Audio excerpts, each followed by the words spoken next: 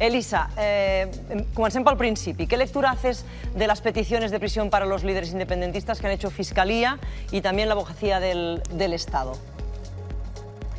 A ver, yo parto de la base de que cuando se han roto todos los huevos ya es bastante difícil volverlos a recomponer, al menos de golpe, es decir, no puede sacar uno la varita mágica y que de repente todos aparezcan sin cascar, ¿no? Entonces, evidentemente, los cambios era evidente que no se iban a producir, de producirse de una forma taxativa y tajante al principio. Entonces, bueno, pues la Fiscalía sabíamos que estaba enrocada, lo sabemos desde el principio. Estaba antes ahí el señor Xavier Melero, el defensor de Ford, y él sabe muy bien lo que sucedió cuando Sánchez Melgar, el anterior fiscal general del Estado, pretendió dejar en libertad a Joaquín Ford. Él fue a retirar la acusación y entonces los fiscales del Tribunal Supremo le dijeron que exclusivamente lo iban a hacer por orden expresa, escrita, y que además durante el plenario así lo iban a indicar, de manera que dijeron que por orden estricta del fiscal general del Estado retiraban esa petición de prisión. Bien, imaginaros qué hubiera sucedido si la fiscal general del Estado hubiera intentado, osado o hubiera podido siquiera ordenar a los 4 fiscales del Tribunal Supremo que retiraran alguno de los cargos. ¿Qué consecuencias habría tenido para la Fiscalía y también para el propio gobierno, para el propio partido del gobierno, que además no olvidemos que está afrontando también un proceso electoral en Andalucía? Porque aquí todo el mundo tiene los intereses generales y también sus propios intereses particulares. Yo ya os decía una vez, ¿cómo le llamáis en Cataluña a estos bichitos que cuando los tocas se hacen una bolita y se cierran? Bitxobola. Els cucs, sí, aquests cucs de Sí, el bola, bitxobola, no? vale. Vale, pues el Supremo hace mucho que se hizo bichobola. En general, se lo hizo la Sala Segunda y se lo ha hecho también la Fiscalía del Tribunal Supremo, de manera que de alguna manera es como si ellos hubieran decidido que son el último baluarte para salvar la unidad de España, y por lo tanto están teniendo actitudes que, como veréis, ni siquiera corresponden con los tradicionales parámetros de magistrados o fiscales progresistas o conservadores, sino que en realidad están hechos bola. Están hechos bola. Entonces yo no tenía ninguna duda, y mis informaciones tampoco apuntaban nunca a que esto sí iba a variar. Eso sí, también os digo, si alguna vez me han dicho otra cosa, lo que he creído entender es que de poderse retirar la rebelión, tendría que ser en el trámite de conclusiones definitivas del juicio. Ya. ¿Qué te parece que la Abogacía del Estado, que estaba investigando sobre malversación, haya añadido la sedición? Y, por otro lado, la Fiscalía rebelión, o sea que tampoco coinciden en los delitos. ¿Por qué lo ha hecho esto la Abogacía del Estado? Ahora Xavier Melero decía que la Abogacía del Estado se ha metido en un jardín con todo esto.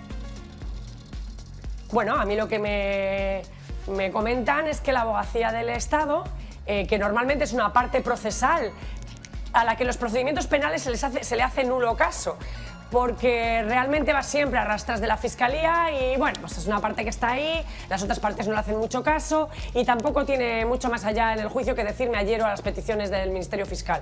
Lo que ha pretendido el Gobierno con este cambio en la Abogacía del Estado es, según me dicen, que técnicamente la Abogacía del Estado pueda tener una voz diferente a la de la Fiscalía. De manera que creo que podemos avanzar que durante el juicio la Abogacía del Estado va a ejercer como parte. Es decir, no va a ir uniéndose todo el rato a la Fiscalía, sino que va a tener su propia línea de actuación. Con lo que decías al principio de por qué ha aumentado a la rebelión, a la sedición. Sí. Bien, en realidad eso no es exactamente así. Si hubiera seguido gobernando el Partido Popular, no tengo la menor duda de que la Abogacía del Estado se hubiera adherido a la petición del Ministerio Fiscal de principio a fin. De facto, cuando se pregunta, se intenta que no pueda acusar más que por malversación y se contesta en un auto de Llarena que una vez que acusa por malversación, por la presunta pérdida patrimonial del Estado, puede acusar por todos los demás delitos, yo creo que en realidad se está pensando en que se adhiera a todo. De facto, en el mundo que yo llamo del Frente Patriótico, ha causado bastante impresión el hecho de que la abogacía haya retirado la rebelión. Hay muchos abogados del Estado que no están de acuerdo con este cambio, probablemente también por sus posiciones personales ideológicas, que esto desde luego también influye. que comentan que se les está sirviendo a los procesados el recurso ante Estrasburgo. Ellos plantean el siguiente panorama. Bien, si se produce una condena y se va a Estrasburgo, va a suceder que el Tribunal Europeo de Derechos Humanos va a ver que, por una parte, la Fiscalía ha acusado por una rebelión, lo que ellos han dado en llamar un golpe de Estado, que ni siquiera el propio gobierno de la nación ve, puesto que no han acusado por ello. Claro. Y además, quien viene obligado a defender la posición de España es la propia abogacía del Estado. Sí, entonces, claro, realmente la posición se debilita mucho. Eso, dentro de la abogacía, los que no están de acuerdo con este cambio lo ven. O sea, ¿que hay malestar en la abogacía del Estado en estos momentos por esta cuestión? Bueno, en la parte de los abogados del Estado que no ven este cambio, desde luego que lo hay. Creo que hay malestar también en el Tribunal Supremo, porque de facto algunos periodistas conocidos, cuyas fuentes fundamentalmente son de la Sala Segunda, ya se han ocupado esta semana de informarnos de que, antes de que supiéramos, ¿no? Antes de que supiéramos que se había hecho efecto, cuando todavía no se había presentado el escrito, intentaron que hubiera una marcha atrás, porque intentaron presionar diciendo todo este desastre que se iba a provocar. Por lo tanto, a mí me parece un movimiento interesante. También porque es posible que durante el transcurso del juicio sea difícil probar la malversación. La malversación es un delito que todos sabemos que está cogido en la instrucción con ciertas pinzas. Que Montoro ya descartó. Que Montoro descartó, efectivamente.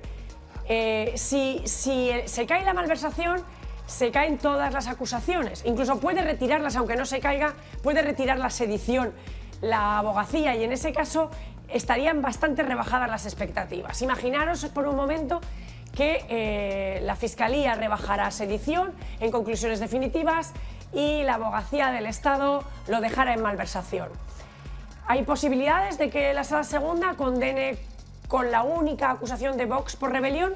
Claro, todo esto son juegos procesales que a lo largo del juicio se van a ver. Vamos a ir a las reacciones, no te muevas, Elisa, que seguimos contigo. Sheila, però hi ha hagut moltes reaccions un cop s'han conegut aquests escrits d'acusació de la Fiscalia, l'advocacia de l'Estat.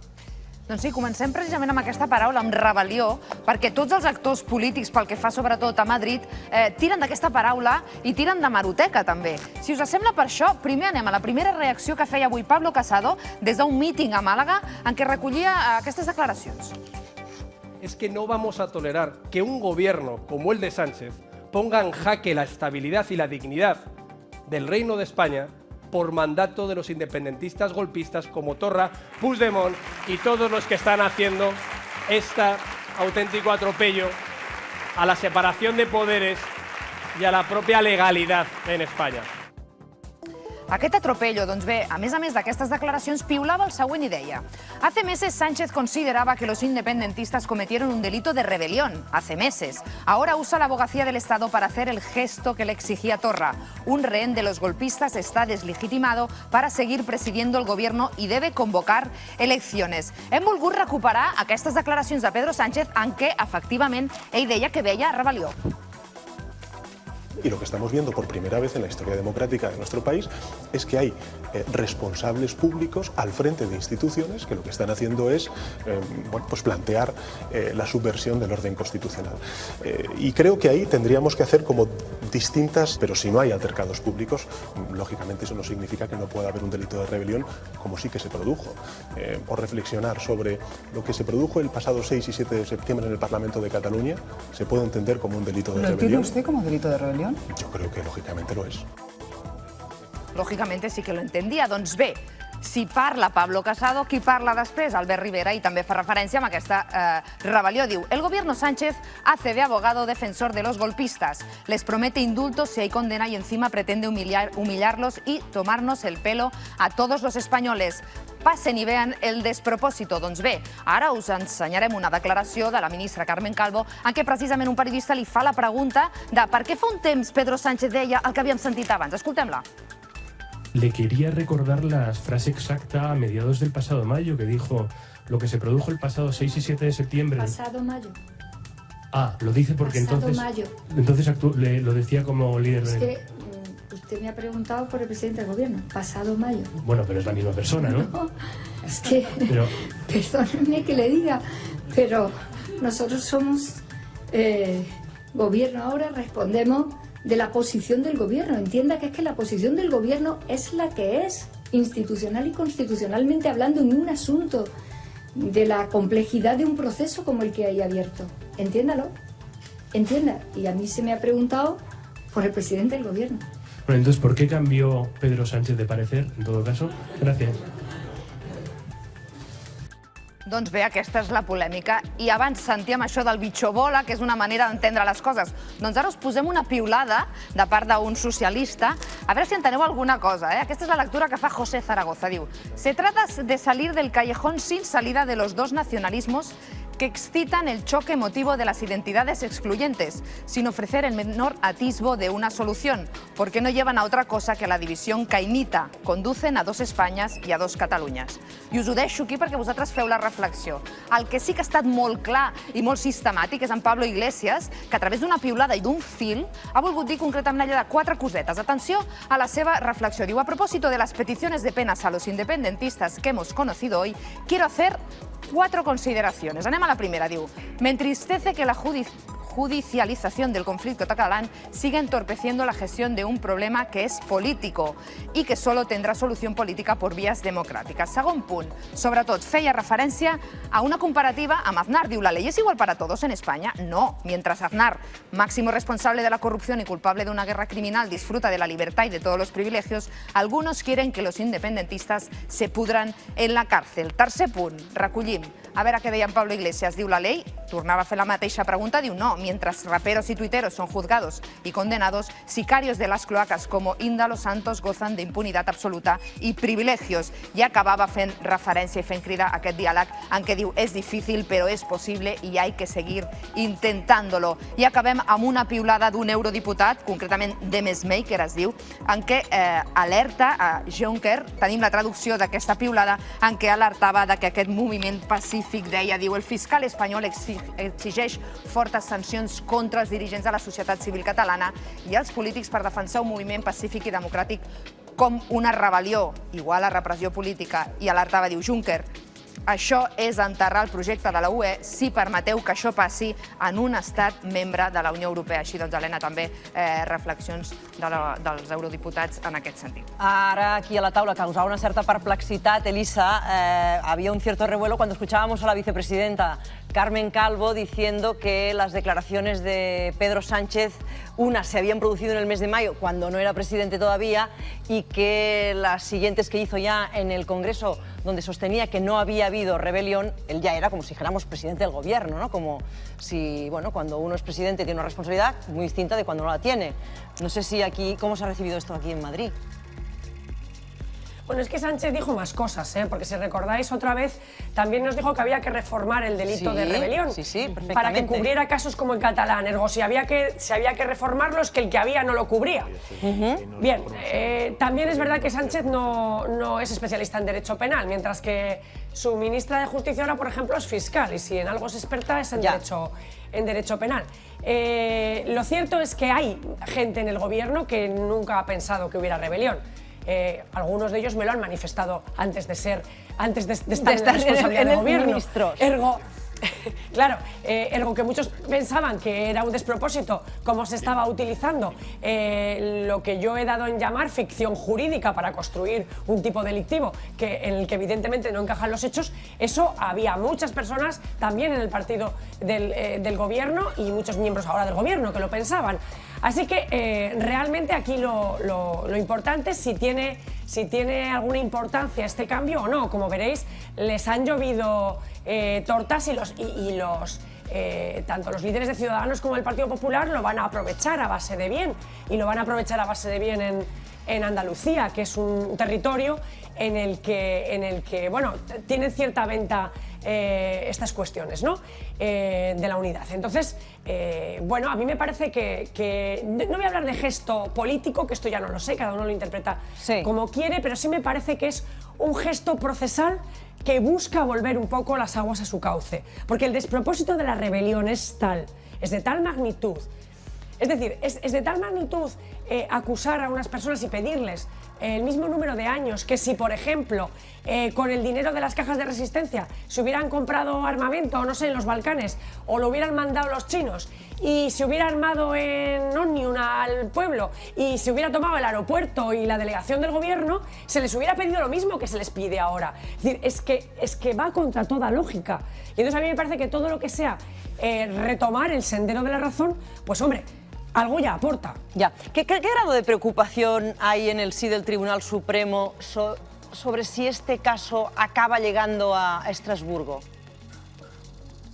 Hombre, yo creo que ya han caído, porque al principio los primeros movimientos internacionales les pillaron totalmente fuera de juego. Es decir, ellos cuando vieron que los expatriados habían salido antes de que se presentara la querella, que esto hay que recordarlo, siempre se olvida, que fue antes de que hubiera ninguna querella. La querella la conocíamos porque Maza, no sabemos por qué, nos la avisó a bombo y platillo en la prensa, y nos dijo por qué iba a acusar. Claro, luego se extraña que los que iban a ser acusados tuvieran consejo legal antes de que presentara la querella, ¿no? Eso fue exclusiva responsabilidad suya. Bueno, pues cuando esto sucede, ellos piensan, bueno, esto, nada, hacemos la euroorden, esto todavía estaba el caso de la Audiencia Nacional y ya está, esto se arregla y punto. Y no, a pesar de que se explicó la estrategia, yo recuerdo haber escrito cuál era la estrategia que se planteaba y por qué habría que entrar en la doble incriminación y por qué todo esto iba a funcionar como se ha visto que iba a funcionar, y por qué era una estrategia muy inteligente, que en derecho pasa una cosa, cuando entiendes un poco pasa como cuando entiendes de cine, que si ves una buena película, hombre, pues te gusta decir que es buena, pues cuando ves una buena línea de defensa dices, hombre, pues esto es bueno, claro. Esto era insospechado. Bueno, pues ellos pensaban todo el tiempo que esto era una broma, poco más o menos. Entonces, yo creo que ahora ya se han caído del caballo y se han dado cuenta que la estrategia jurídica internacional tiene repercusiones y las puede tener muy grandes. Y por eso creo que ahora sí están preocupados y por eso sí creo que ahora les preocupaba la posibilidad de llegar al Tribunal Europeo con, digamos, las dos representaciones del Estado, la que representa la legalidad y la que representa puramente los intereses del Estado, divididas, ¿no?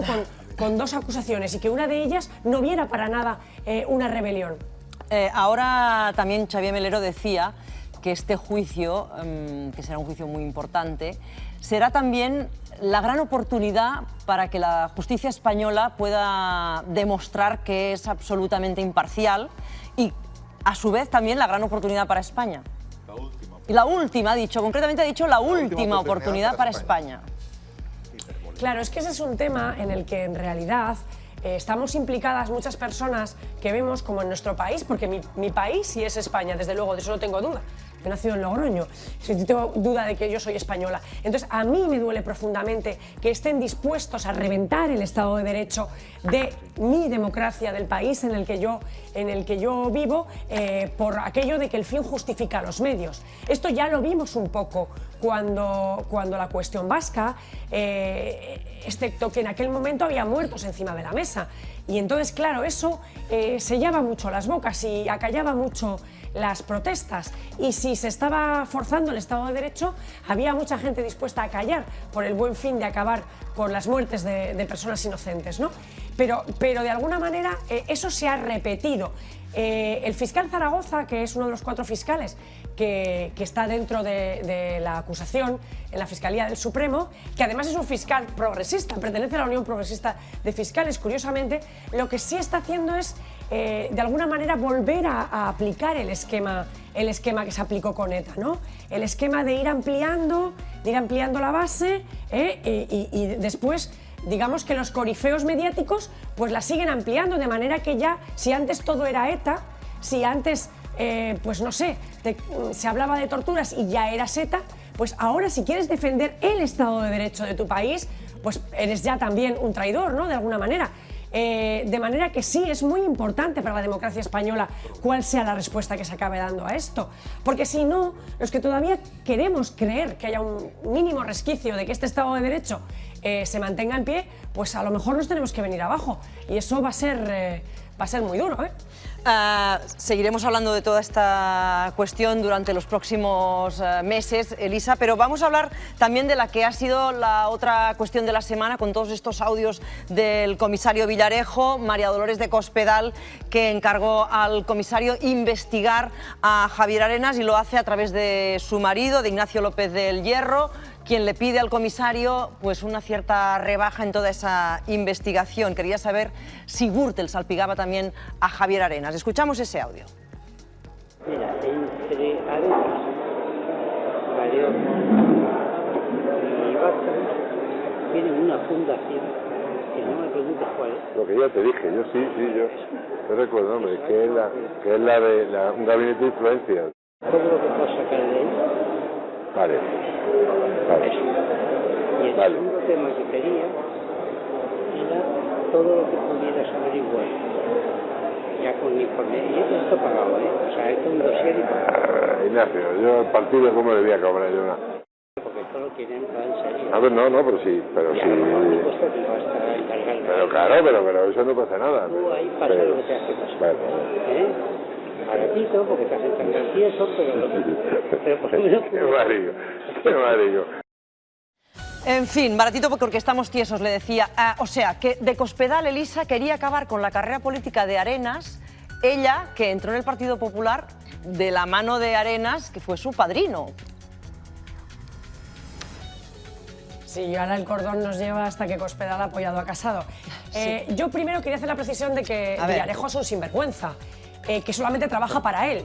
Entonces, bueno, no sé hasta qué punto y en qué medida estamos haciéndole el juego o el producto que él quiere. Pero bien, hecha esa precisión, a mí, si algo me ha gustado de que estos audios salgan a la luz, es que por primera vez la opinión pública puede ver algo que en las esferas de poder de Madrid es público y notorio. Y es que el Partido Popular, que ha estado en el poder, pero también lo hizo en su día de alguna manera el PSOE, ha utilizado el Partido Popular todo lo que estaba en su mano para intentar tener información privilegiada y para intentar salvaguardarse de las acusaciones de corrupción que tenía. Ahora os lanzo una pregunta: ¿para qué creéis que los partidos políticos tienen tanto interés en nombrar a los presidentes de los tribunales o a los vocales del Consejo General del Poder Judicial? Pues evidentemente para obtener también información privilegiada, para saber cuándo se van a presentar las cosas, para intentar saber lo que hay en las causas, para saber si se acusará antes o después, para saber qué piensa el juez del caso. Todo eso se hace, yo soy el testigo. Entonces, bueno, esta conversación es con un policía, pero pone sobre la mesa algo que muchos llevamos denunciando mucho tiempo, y es que desde luego se utilizan y se instrumentalizan instrumentos que son de la legalidad del Estado y que son para todos, para el uso particular y utilitario de un solo partido, ¿no? Ara que estaves parlant, estàvem veient també a través d'una altra pantalla que poden veure els espectadors que desenes de centenars de persones es comencen a concentrar ja a la presó, concretament a la presó de Lledoners, també davant d'altres centres penitenciaris, però Déu-n'hi-do, bé, ara ja és de nit, però moltíssima gent en aquests moments als afores de la presó de Lledoners, com dèiem, on hi ha diferents actes convocats a partir de les 7 del vespre. I ja per a terminar, Elisa, no me gustaría despedirme sin preguntarte por el tema de las hipotecas y del Supremo. Eso será el lunes, cuando se reúne el Pleno del Tribunal Supremo. No sé si hay algún tipo de información por dónde pueden ir las decisiones que se tomen en este Pleno del Tribunal Supremo. Hombre, pues yo creo que si se ha tomado una decisión tan anómala que pone tanto en compromiso al Tribunal Supremo como esta vocación a pleno, pues de alguna manera es que se busca suavizar la decisión de la sección de tributos, que es la especialista en esto. Yo no creo, o sea, hay cosas que no se pueden tocar, desde luego no se puede tocar la anulación del reglamento, eso es así. Entonces creo que, bueno, va a ser un pleno bronco, porque en la sala tercera hay mucho enfado con Díaz Picazo, que por otra parte debiera de dejar su cargo. Ha demostrado que es absolutamente incapaz de presidir una sala tan compleja y tan grande como la sala tercera de lo contencioso administrativo, y supongo que en este ámbito también va a haber presiones, algunas presiones de los magistrados. Y luego yo creo que esto se va a reconducir finalmente a algo así como poner un tope a la retroactividad que se puede esperar de la decisión de la sección de tributos, que hablan de 4 años, es decir, que solamente de 4 años hacia aquí se pueda reclamar ese dinero del impuesto de actos jurídicos documentados. Ya lo veremos, pero desde luego va a ser un pleno tenso, bronco. Incluso creo que va a haber importante, sí. magistrados que van a intentar suspenderlo porque dicen que no es legítimo convocarlo, ¿no? Entre ellos el presidente de la sección que firmó la sentencia. Así que desde luego va a ser muy movido lo del lunes, muy movido. Lo comentaremos, Elisa Beni, muchas gracias y buen fin de semana. Corto, ya veo que tampoco has hecho puente. Tampoco. Gracias, hasta la semana próxima. Tian Riba.